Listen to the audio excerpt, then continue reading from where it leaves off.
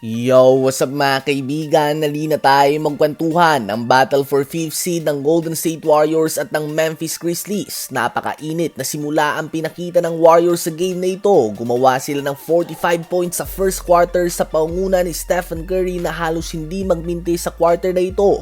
Nagtala siya ng 19 points, 5 rebounds and 3 assists on 7 of 8 shooting sa field and 5 of 6 shooting naman sa 3-point line. Dahilan kung bakit agad silang nakabaon ng 13-point lead. Sa second quarter naman ay walang pinagkaiba sa performance ng two-time MVP.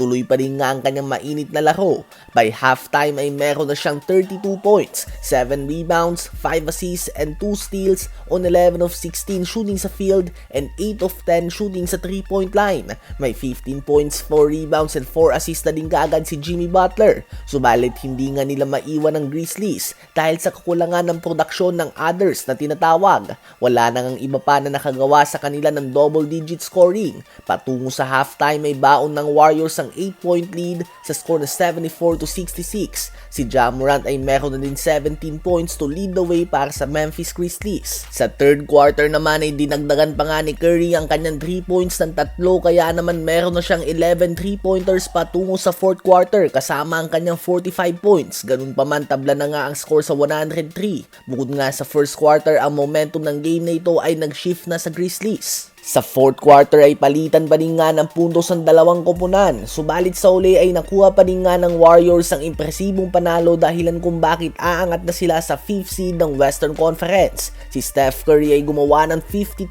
points, 10 rebounds, 8 assists and 5 steals on 12 of 20 shooting sa 3-point line. 27 points, 6 rebounds, 4 assists and 3 steals si Jimmy Butler. At 13 points, 10 rebounds and 12 assists si Draymond Green. Ang Warriors ay perfect 28 of 28 sa free throw line sa game na ito.